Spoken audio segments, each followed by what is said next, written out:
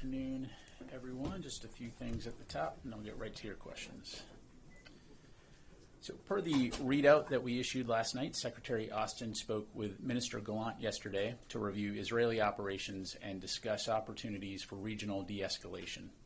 The Secretary reiterated the U.S. commitment to a diplomatic arrangement in Lebanon that allows both Lebanese and Israeli civilians to return safely to their homes on both sides of the border, as well as a hostage release and ceasefire deal in Gaza. During their call, Secretary Austin reaffirmed the United States' ironclad support for the defense of Israel and made clear that the United States remains well postured to defend U.S. personnel, allies, and partners against attacks from Iran and Iranian-backed partners and proxies. Separately, Secretary Austin spoke with Turkish Minister of National Defense Güler to express his condolences for the October 23 terrorist attack in Ankara. The Secretary acknowledged Turkey's legitimate security concerns, discussed Turkey's recent operations in Syria, and stressed the need to avoid civilian harm. He also reaffirmed the importance of close coordination between the United States and Turkey to prevent any risk to U.S. forces for the Defeat ISIS mission. Additionally, Secretary Austin congratulated Minister Güler on the 101st anniversary of the founding of the Turkish Republic. Readouts of both calls are available on defense.gov. Shifting gears, Secretary Austin will host Republic of Korea Minister of National Defense Kim here at the Pentagon tomorrow for the 56th U.S. ROK Security Consultative Meeting. The two leaders will utilize the SCM to deepen U.S. ROK extended deterrence cooperation, modernize our alliance capabilities, and strengthen our contributions to regional security. Then, on Thursday, October 31st, Secretary Austin and Minister Kim will join Secretary of State Blinken and his ROK counterpart, Minister of Foreign Affairs Cho, at the State Department for the 6th U.S. ROK Foreign and Defense Ministerial Meeting. The 2+2 meeting will align our diplomatic and defense efforts, ensuring that bilateral activities are synchronized to advance our alliance's shared values and interests. And finally, the Department will bid a fond farewell this Friday to Dr. Lester Martinez-Lopez, the Assistant Secretary of Defense for Health Affairs, who's retiring following a distinguished national service career which began in 1978 when he joined the U.S. Army. Dr. Martinez-Lopez is the Principal Advisor to the Secretary of Defense and the Undersecretary of Defense for Personnel and Readiness for all DoD health and force health protection policies, programs, and activities. Thanks to the leadership of Dr. Martinez-Lopez, the Department has improved the medical readiness of our fighting forces and a ready medical force capable of meeting the needs of our warfighters, their families, retirees, and all who are served by the military health system. On behalf of Secretary Austin and the entire Department of Defense, we congratulate and thank Dr. Martinez-Lopez for his years of dedicated service to our nation and wish him all the best. Upon his retirement, Ms. Eileen Mullen, currently the Principal Deputy Assistant Secretary of Defense for Health Affairs, will assume the role of Acting Assistant Secretary of Defense for Health Affairs. With that, I'd be glad to take your questions. We'll start with AP, Lita. Thanks, Pat. On the North Korean troops, can you give us an update on whether or not any of the North Korean forces have actually arrived in Kursk, or whether any of them are actively engaged in any sort of combat with Ukraine? Is there any update to the 10,000 figure? And are you seeing more of the North Korean forces moving across Russia heading towards Ukraine? Yeah, thanks, Lita. So a few things. As we highlighted earlier this week, we believe that the DPRK has sent approximately 10,000 soldiers in total to train in eastern Russia, and that these troops will probably augment Russian forces near Ukraine over the next several weeks. A portion of those soldiers have already moved closer to Ukraine towards Russia's Kursk Oblast near the border with Ukraine, approximately a couple thousand, with a smaller number already present in the Kursk region. We remain concerned that Russia intends to use these soldiers in combat or to support combat operations against Ukrainian forces in Kursk. We continue to monitor closely and are consulting with our Ukrainian partners as well as other allies and partners. Can you clarify, you said a couple thousand moving closer to Kursk. What's that? You said a small number already in the Kursk. Right, indications that there's already a small number that are actually in the Kursk Oblast, with a couple thousand more that are either almost there or due to arrive imminently. Again, we'll continue to, the rest at this time, of course, training out in the east, but fully expect that they'll move in that direction at some point. Can you sort of narrow that? Are you talking dozens, hundreds? I'm not going to go into specific numbers other than just to say at this point we assess it's a relatively small number. Two questions, both on North Korea here. Do you have a sense of what Russia is giving or offering North Korea in return for thousands of troops? And do you know if the idea came from a need from Russian President Vladimir Putin for more troops, or was it an offer from North Korea that was accepted? Who initiated the idea? Yeah, it's certainly something that we're taking a closer look at in terms of, what is the quid pro quo here between KJU and President Putin. As you well know, we've seen the relationship further deepening between the DPRK and Russia, which is, of course, concerning to include the provision of munitions from North Korea to Russia to aid in their war effort. I think as Secretary Austin highlighted, however, though, this is an indication of the dire situation that Russia finds itself in terms of manpower on the front lines.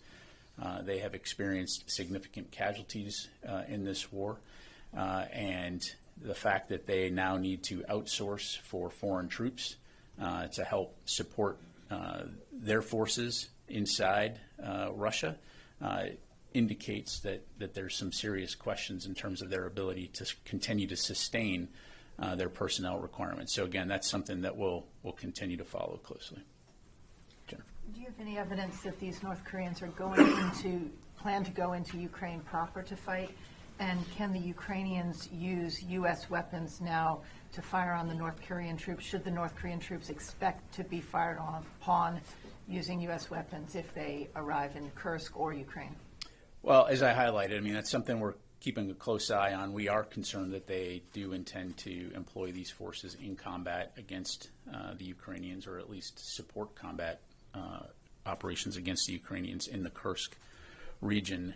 So as of right now, it remains to be seen exactly how the Russians and the North Koreans will employ these forces.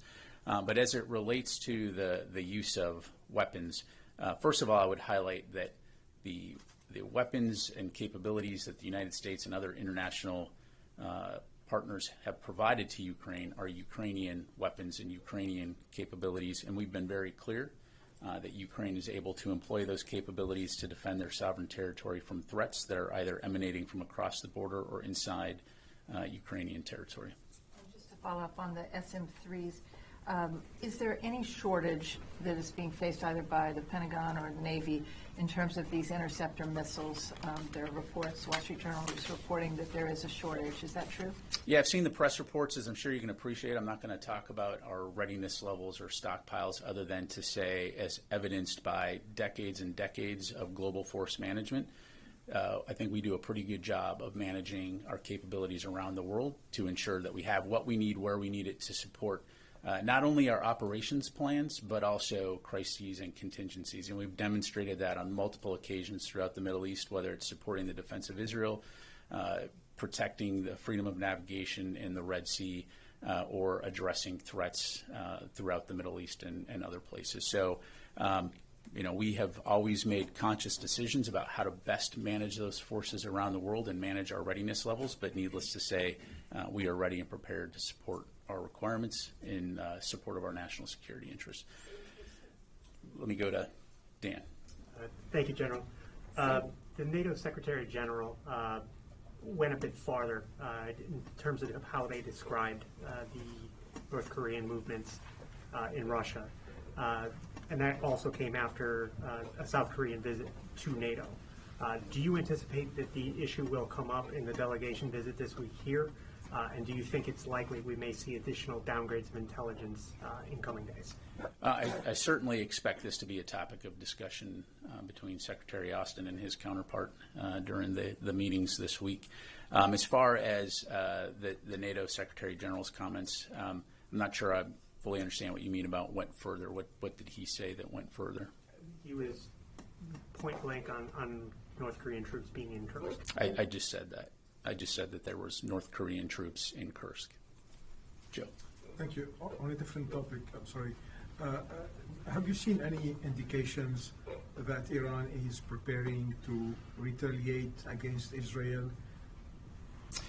So, Joe, it's certainly something we're keeping an eye on right now. There is that possibility, and we have to be prepared for all contingencies.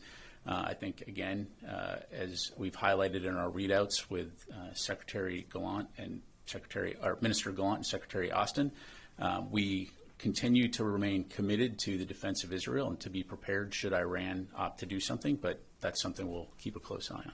When you say there is a possibility, this is something that's imminent? Again, I'm not going to characterize it. I think you've seen the comments from Iranian officials. Not going to have anything to provide beyond that other than to say fully aware of the tensions in the Middle East, and we are going to continue to support the defense of Israel from potential attacks by Iran and its proxies, as well as the protection of our forces. Janie. Thank you, General. A couple of questions about Russia and North Korea and our maybe follow-up. And then the first question, North Korea has stockpiles enough war supplies in Russia to last 3 months. And with the North Korean foreign minister visiting Russia, for additional troops will be sent. What are the concerns of the United States about this? And can Ukraine use U.S. weapons without restrictions? I think I already answered the second question. As for the concerns, again, I've highlighted that we remain concerned that Russia intends to use the DPRK soldiers in combat. Second question, reported by South Korean intelligence office, there is possibility that North Korea will get tactical support from Russia in exchange for dispatching troops and launch ICBM at a normal angle toward the United States, such as satellite launches. How do you assess on this? Well, I won't speak to specific intelligence or capabilities other than to say, to your colleague's earlier question, this is something that we continue to look at in terms of the relationship between Russia and North Korea and what kinds of benefit is North Korea deriving from that relationship. And so, again, we'll continue to monitor it closely. Charlie. Thanks, General. I had 2 questions. First of all, do you have anything to add to the reports that the Israeli strikes against Iran a few days ago were successful in doing some serious damage to their air defenses? And somewhat related, I think we're at the halfway mark of the deadline, 30-day deadline, to make sure that the Israelis are doing more to provide humanitarian assistance in Gaza. Is there any evidence that they are making progress, and how is that quantified? Yeah, thanks, Charlie. As far as Israeli operations, I'll defer to them to talk about their operations. Certainly, we saw what they did in terms of striking military targets in Iran. To Joe's question, we continue to monitor to see what, if any, type of reaction Iran may make out of that. We obviously would like to see de-escalation throughout the region and a lowering of the temperature. So again, that's something we'll continue to keep an eye on. As far as the letter goes, don't have any specific updates to provide other than, as we've highlighted in the conversations between Secretary Austin and Minister Gallant, humanitarian assistance for the people of Gaza remains a priority, and we'll continue to strongly push and advocate that the Israelis take that seriously. But in terms of quantifying that, you want to see evidence. Is it 2 trucks, 200 trucks? What passes the line for them? Yeah, absolutely. I don't have a quantifiable number to give you other than much more aid needs to be getting into Gaza, and that will continue to be a point that we hammer home with our Israeli partners. Louis. If I could follow on Charlie's point and then ask about Ukraine. UNRWA, yesterday the Israeli Knesset passed 2 laws that restrict Israel's cooperation with UNRWA inside Israel, but that is actually one of the ways that aid filters into Gaza. So how will that development impact the request that is being made in the letter? Yeah, well, as you've heard our State Department colleagues say, we are deeply troubled by this legislation that would shutter the UNRWA operations.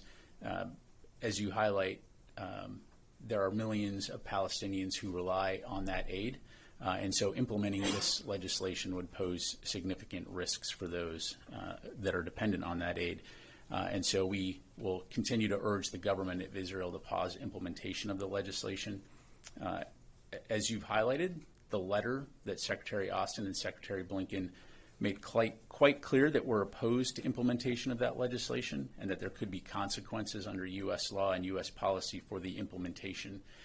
So again, we'll continue to urge the government of Israel to ensure that UNRWA can effectively carry out its mission and facilitate humanitarian assistance.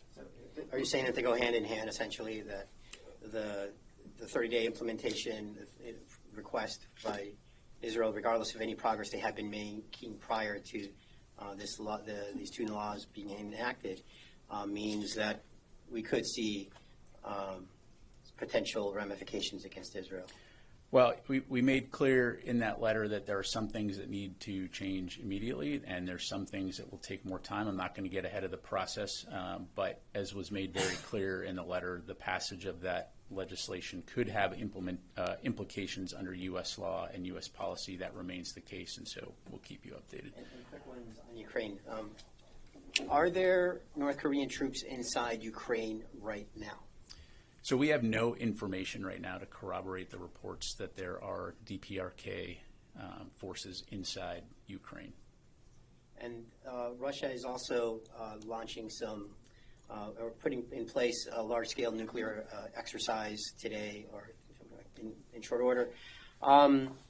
They are directly linking that to what they see as Western comments that they say are emboldening Ukrainian action, by targeting inside of Russia.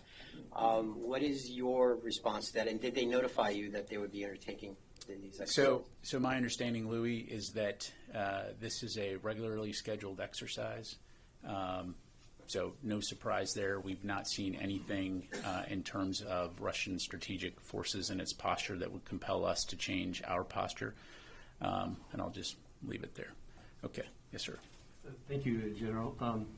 What is your response to the Palestine security forces fighting against the Israeli Defense Force alongside Hamas? And how does the U.S.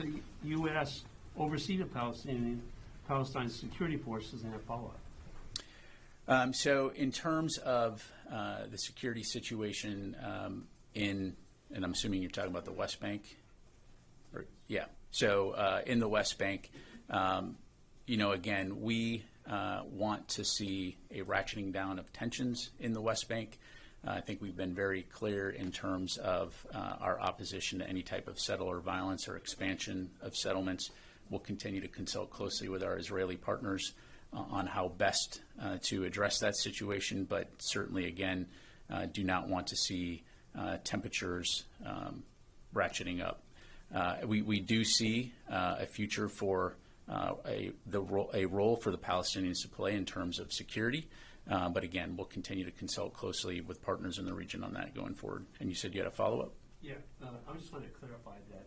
Also, there's a concern that the Palestinian security forces might be operating within Israel itself alongside Hamas. But just wanted to clarify that. Yeah, I'm not tracking anything like that. Okay, this would be, what is your response to UNRWA involvement in terror activity? Look, I'm not going to have anything beyond what I've said. We believe that UNRWA plays an important role in terms of providing aid to millions of Palestinians. And again, we'll continue to urge Israel to pause implementing the legislation that would potentially prevent that aid from getting to them. Thank you. I made that question in light of the State Department about Hamas connections. So. Yeah, I appreciate it. Tony. I have one North Korea question and one domestic question. What combat capability do these North Korean troops potentially bring, since that nation hasn't been at war since the Korean War? Are these artillerymen, logisticians, some of their feared special forces? What MOS in military parlance are these troops? Yeah, thanks, Tony. I mean, this is something that we're going to continue to assess.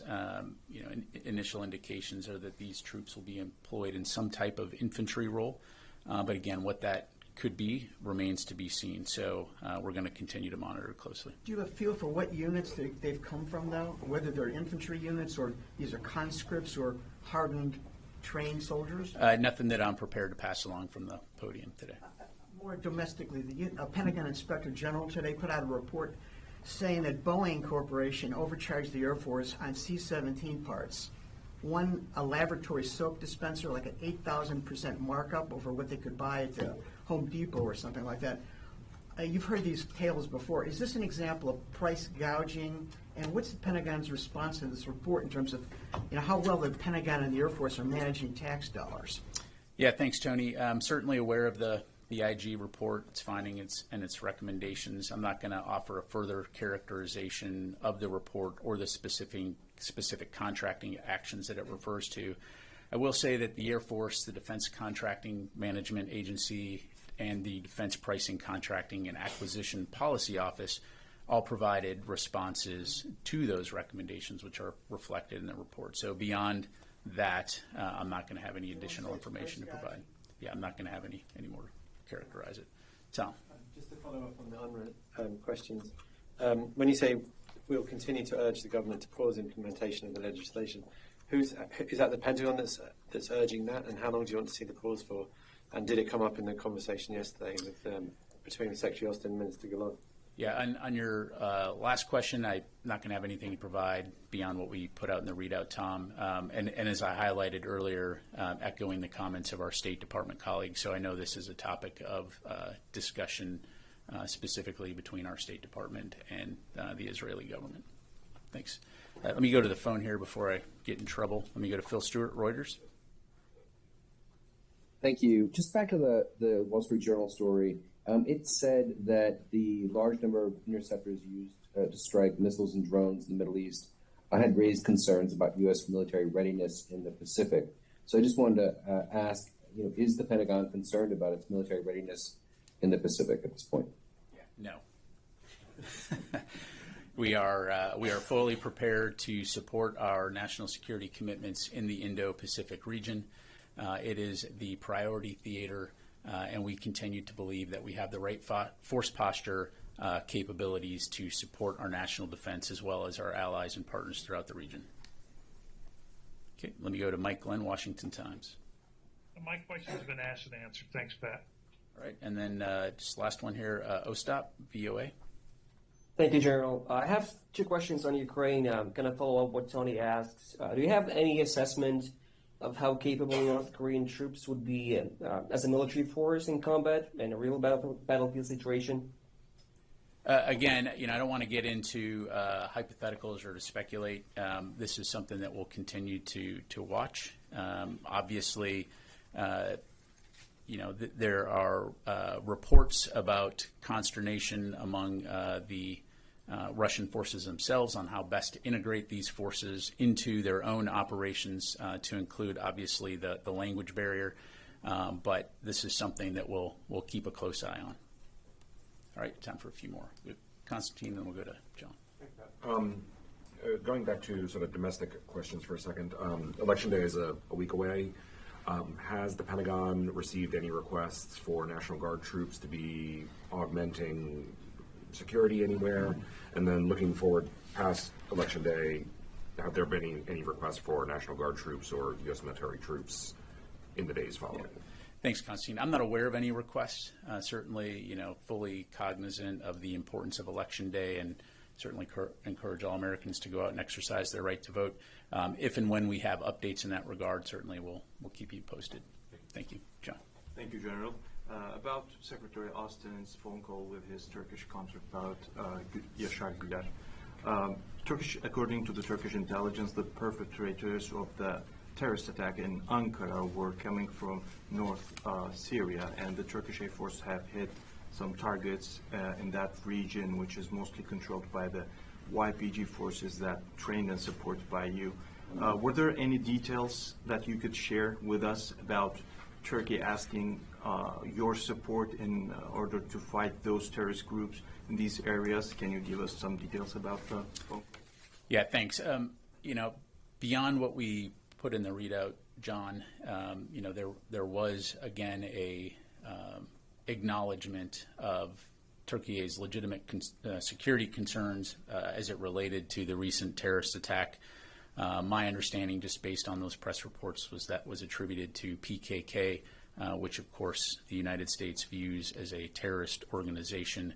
I think the headline here is that the two leaders remained committed to keeping an open line of communication and supporting one another, particularly as it relates to being two valued NATO allies and partners. And so, as we highlighted in the readout, a lot of that entails maintaining frequent and open communication regarding our forces that are operating in Syria, conducting the Defeat ISIS mission, as well as Turkey's operations doing what it needs to do to address its legitimate security concerns. So I'll just leave it there. Jared.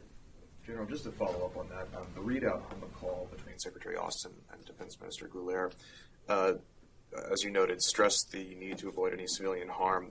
Does the department condemn Turkey's strikes on electrical, oil, water infrastructure in northeast Syria? And what is the U.S. doing to mitigate the harm to civilians that's being caused by that? Well, look, Jared, again, as the readout highlighted, it's important to keep lines of communication open and good coordination between our forces that are operating in that area. And so the Secretary and the Minister remain committed to doing that. We have good coordination, good communication with our Turkish allies, and we'll continue to do that going forward. A couple more, Noah. A couple cleanup things on the North Korean troops. You mentioned that the concern is that these could be used for infantry. Is that the case for those troops that are already in or heading to Kursk right now? Writ large, that's kind of how we would assess this group of approximately 10,000 forces. Mm-hmm. Have you assessed that all 10,000 will head to Kursk eventually, or that there could be multiple operational imperatives for them? I mean, it certainly could be the case, but indications right now are that they'll move in the next few weeks closer to Ukraine. But again, we'll keep an eye out on that. And then switching gears a bit, the Secretary has discussed that there is a window of opportunity for de-escalation, specifically between Israel and Lebanon, given the attacks recently in Beirut and then in southern Lebanon. Is that window still open in the Secretary's point of view? And does he feel satisfied with the steps taken to secure some sort of diplomatic resolution? The window is still open, and I think if you were talking to the Secretary, he would tell you the window for diplomacy is always open. This is not an easy problem to solve for all the reasons that are obvious to you and everyone in this room, but it's also something that's incredibly important, not only for the region, but for international security and stability. And so, yes, we'll continue to capitalize on this moment in time. And I know, for example, the State Department as well as the White House are also actively engaged on that front. Thanks. Last question. Yes, sir. Yeah, General, I'm just on a follow about the Lebanon. Regarding to the readout that the call between Secretary Austin and his Israeli counterpart, Secretary Austin, he reiterated the U.S. commitment to diplomatic arrangement in Lebanon. So do you believe now it's the time to start this arrangement, or you think as a DOD that Israel need more time to complete their operation in Lebanon to meet some things they want as a result of these operations, or now this is the time to start this arrangement? Thank you. Yeah, I mean, again, as I highlighted, the Secretary reiterated our commitment to a diplomatic arrangement in Lebanon. And so we do believe that there is a window of opportunity here to capitalize on the situation and get to a diplomatic resolution as quickly as possible. So thank you. Thanks very much, everybody. Appreciate it.